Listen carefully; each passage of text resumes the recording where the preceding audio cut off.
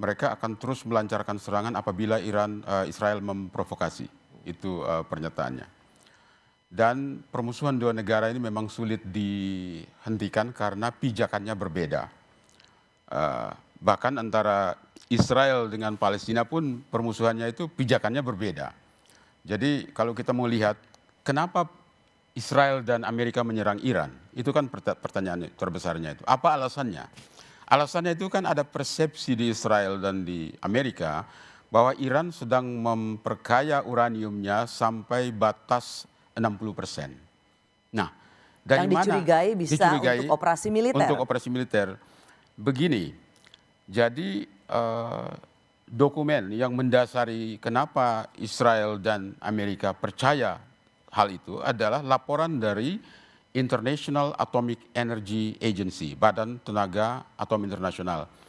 Itu laporan tahun 2023 itu mengatakan sudah 60%. Laporan tahun 2024 kembali mengatakan 60%.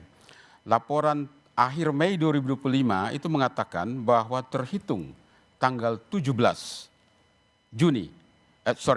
Mei 2025 itu sudah mencapai 60% sejumlah 408,6 kg. Nah, 408,6 kg dengan kadar kemurnian 60% ini apabila ditingkatkan jadi 80%, maka itu sudah bisa menghasilkan 10 bom yang kekuatannya sama dengan bom Little Boy yang dijatuhkan di Hiroshima. Itu persepsi yang menyebabkan Israel menyerang Iran. Jadi bahkan bisa lebih besar dari ledakan bom di Hiroshima? Bisa, karena apa? Karena kekuatan bom nuklir itu adalah 100 sampai 1000 kali lipat dari kekuatan bom atom. Ya. Nah, itu persepsi itu yang menyebabkan Israel dan Amerika menyerang Fordow, Natanz, dan Isfahan Sabtu kemarin.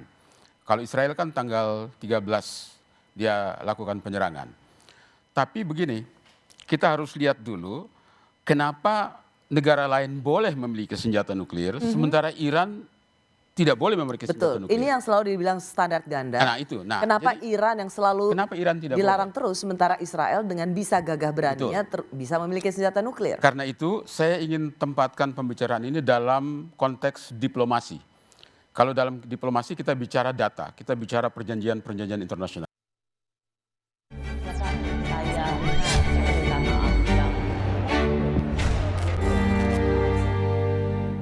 במשך עשרות שנים הבטחתי לכם שלאיראן לא יהיה נשק גרעיני. ואכן, בכל הפעולות המזהירות שלוחמינו ביצעו, הורדנו לטמיון את פרויקט הגרעין של איראן. ואם מישהו באיראן ינסה לשקם את הפרויקט הזה, נפעל באותה נחישות, באותה עוצמה, לגדוע כל ניסיון כזה. אני שב ואומר, לאיראן לא יהיה נשק גרעיני. Terima kasih Anda masih di Rosi. Israel dan Iran saling klaim kemenangan usai gencatan senjata dilakukan. Tapi Israel mengancam akan kembali menyerang jika Iran melanjutkan program nuklirnya. Saya masih bersama seorang jurnalis senior, ia kini menjadi pengamat politik luar negeri dan pertahanan. Ia pernah menjadi editor di harian Jakarta Post, Bung Pitan Daslani. Bung Pitan, kita lanjutkan kembali percakapan kita dan kita berdua sama-sama cukup terkejut mendengar apa yang dikatakan oleh dua mahasiswa kita yang berada di Iran bahwa buat mereka sebenarnya aman-aman saja. Apakah dengan gencatan senjata atau saat ini kita bilang ada cooling down di antara dua negara yang berperang ini artinya tidak ada lanjutan serang menyerang lagi ke depan? Begini, jadi kalau kita mendengar pernyataan dari pimpinan Garda Revolusi Iran, itu mereka akan terus melancarkan serangan apabila Israel memprovokasi. Itu pernyataannya. Dan permusuhan dua negara ini memang sulit dihentikan karena pijakannya berbeda. Bahkan antara Israel dengan Palestina pun permusuhannya itu pijakannya berbeda. Jadi kalau kita mau lihat kenapa Israel dan Amerika menyerang Iran, itu kan pertanyaan terbesarnya itu. Apa alasannya? Alasannya itu kan ada persepsi di Israel dan di Amerika bahwa Iran sedang memperkaya uraniumnya sampai batas 60%. Nah, dari yang dicurigai mana? Bisa untuk operasi militer. Untuk operasi militer. Begini, Jadi dokumen yang mendasari kenapa Israel dan Amerika percaya hal itu adalah laporan dari International Atomic Energy Agency, Badan Tenaga Atom Internasional. Itu laporan tahun 2023 itu mengatakan sudah 60%. Laporan tahun 2024 kembali mengatakan 60%. Laporan akhir Mei 2025 itu mengatakan bahwa terhitung tanggal 17 Mei 2025 itu sudah mencapai 60% sejumlah 408,6 kilogram. Nah, 408,6 kilogram dengan kadar kemurnian 60% ini apabila ditingkatkan jadi 80%, maka itu sudah bisa menghasilkan 10 bom yang kekuatannya sama dengan bom Little Boy yang dijatuhkan di Hiroshima. Itu persepsi yang menyebabkan Israel menyerang Iran. Sorry, jadi bahkan bisa lebih besar dari ledakan bom di Hiroshima? Bisa, karena apa? Karena kekuatan bom nuklir itu adalah 100 sampai 1000 kali lipat dari kekuatan bom atom. Ya. Nah, itu persepsi itu yang menyebabkan Israel dan Amerika menyerang Fordow, Natanz, dan Isfahan Sabtu kemarin. Kalau Israel kan tanggal 13 dia lakukan penyerangan. Tapi begini, kita harus lihat dulu kenapa negara lain boleh memiliki senjata nuklir, sementara Iran tidak boleh memiliki senjata Betul, nuklir. ini yang selalu dibilang standar ganda. Nah, itu. Nah, kenapa jadi, Iran yang selalu kenapa Iran tidak dilarang boleh? terus, sementara Israel dengan bisa gagah beraninya bisa memiliki senjata nuklir? Karena itu saya ingin tempatkan pembicaraan ini dalam konteks diplomasi. Kalau dalam diplomasi kita bicara data, kita bicara perjanjian-perjanjian internasional. Jadi titik startnya adalah perjanjian yang disebut Nuclear Non-Proliferation Treaty, NNPT. NNPT ini dicetuskan pada tanggal 12 Juni 1968 dan aktif berlaku resmi itu pada 5 Maret 1970. Pada saat itu yang menandatangani hanya Uni Soviet, Amerika Serikat, Inggris, dan 59 negara waktu itu. Nah, Cina dengan Perancis tidak mau teken. Cina baru teken 9 Maret 92, Perancis 2 Agustus 92. Kenapa Cina dan Perancis tidak mau teken? Karena saat itu mereka masih mengembangkan senjata. Nah, NNPT ini apa isinya? Perjanjian ini mengatakan bahwa tidak boleh memperbanyak senjata nuklir, tidak boleh mentransfer teknologi nuklir itu dari negara nuklir kepada negara non-nuklir, tetapi energi nuklir harus dipakai untuk tujuan damai menuju tujuan akhir yaitu yang disebut nuclear disarmament, di mana semua negara tidak boleh punya senjata nuklir. Itu tujuan akhirnya. Nah, tetapi kenapa jadi dianggap diskriminatif? Karena perjanjian itu juga mengatakan bahwa negara-negara yang sudah punya senjata nuklir sejak 1 Januari 1967 tidak termasuk dalam pengelompokan itu. Itu sebab jadi mereka yang sudah punya senjata nuklir nggak apa-apa. Nggak apa-apa. Sementara negara lain yang ingin memiliki nggak boleh. Itu makanya dianggap tidak adil. Itu sebabnya India tidak mau teken itu, Pakistan tidak mau teken itu, Israel tidak mau teken, Korea Utara pun tidak mau teken karena dianggap tidak adil.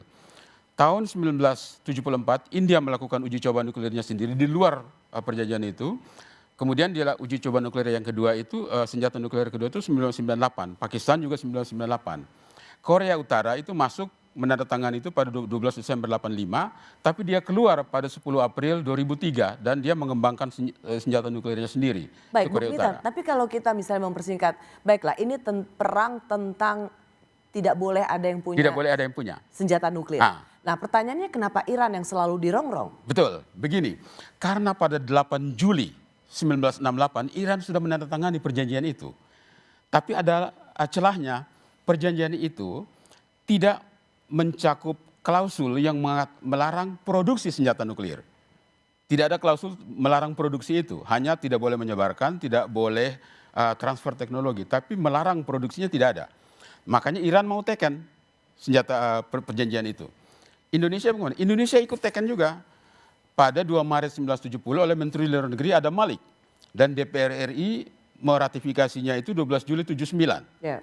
Nah, kenapa Iran tidak boleh? Karena begini, Iran ini setelah terjadi pergantian rejim 79 revolusi Iran 79 itu kan hubungan Iran dengan Amerika itu kan rusak, putus sama sekali. Nah, lalu sejak itu ya Amerika dan negara-negara sekutunya memberlakukan sanksi ekonomi yang sangat banyak, bahkan sampai sekarang itu totalnya sekitar 3.000 objek ekonomi Iran itu kena sanksi. Nah, ketika Barack Obama jadi presiden, Obama ingin memperbaiki hubungan dengan Iran waktu itu. Maka dilakukan perundingan rahasia antara pemerintah Oman dengan pemerintah Amerika. Itu tidak ada orang yang tahu. Itu sejak 2013 mereka adakan perundingan. Oman dipakai untuk mendekati Iran bahwa Amerika ingin berbaik.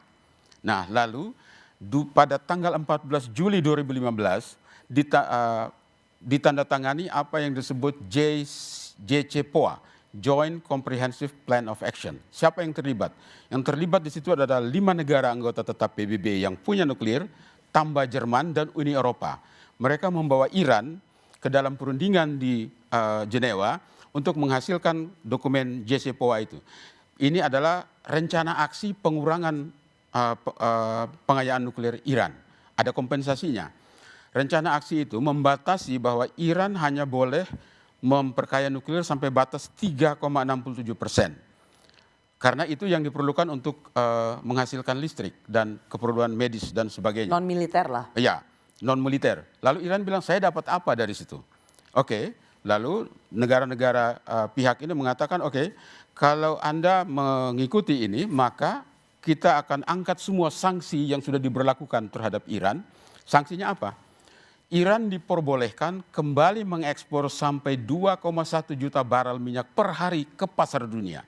Itu yang pertama. Yang kedua, aset pemerintah Iran yang di-freeze di luar negeri itu lebih dari 100 miliar dolar. Itu kembali dicairkan untuk Iran. Yang ketiga, Iran kembali boleh masuk lagi ke dalam sistem pembayaran internasional yang namanya SWIFT untuk pembayaran itu. Nah, atas 3 ini, maka Iran bilang oke, kalau begitu kita teken, ditandatangani itu. Setelah ditandatangani itu, pada saat itu sudah oke nih, berarti Iran akan patuh pada 3,67% dan kompensasinya begini banyak akan dia terima.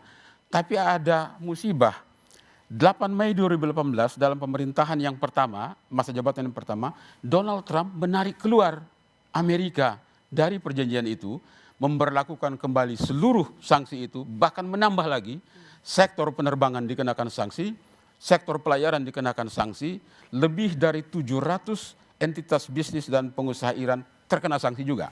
Itu sebabnya Iran marah. Wah, ini berarti kita perang dong. Karena ganti rezim di Amerika, maka ganti policy jadi juga semakin dan keras. setback. Itu sebabnya Iran marah. Nah, sejak itu sebenarnya perang itu sudah terjadi itu. Karena ini bukannya ini malah ditambah bebannya gitu kan. Nah, jadi sejak itu sudah saling curiga ini, Iran dan Israel dan Amerika sudah saling curiga. Lalu Iran ditekan terus. Nah, kuncinya di mana? Kuncinya adalah Badan Tenaga Atom Internasional ini. Karena semua tindakan itu berdasarkan laporan ini, lembaga ini. Lembaga ini mempekerjakan lebih dari 2.500-an orang, termasuk orang Indonesia. Nah, yang duduk di Dewan Gubernur Lembaga Atom Nasional ini, internasional ini, adalah Duta Besar Indonesia di Wina, yaitu Bapak Damos Sihombing. Ya. Beliau duduk di Dewan Gubernurnya. Pertanyaannya begini, Bung Pitan, artinya serang menyerang yang terjadi selama ini hanya karena kekhawatiran Israel bahwa Persepsi. bahwa Iran memiliki senjata nuklir. Senjata nuklir. Pengayaan uranium yang akan bisa memiliki senjata nuklir bahkan bisa mengalahkan negara-negara maju Betul. lainnya. Itu yang ditakuti. Dan bukan saja Israel yang takut. Ternyata karena saat ini ada 27 pangkalan militer Amerika di Jazirah Arab. Karena negara-negara Arab ini membutuhkan payung militer daripada Amerika untuk menjaga Baik, mereka. kalau begitu pertanyaan saya, kalau sekarang cooling down, apakah ini artinya memang semuanya akan selesai atau sewaktu-waktu akan terjadi lagi setiap saat? Begini, jadi yang akan Kalau terjadi. singkat saja, ya atau tidak? Siap. Menurut saya ketegangan akan berlanjut. Ketegangan masih akan Pasti tetap berlanjut. Kami kembali saat lagi.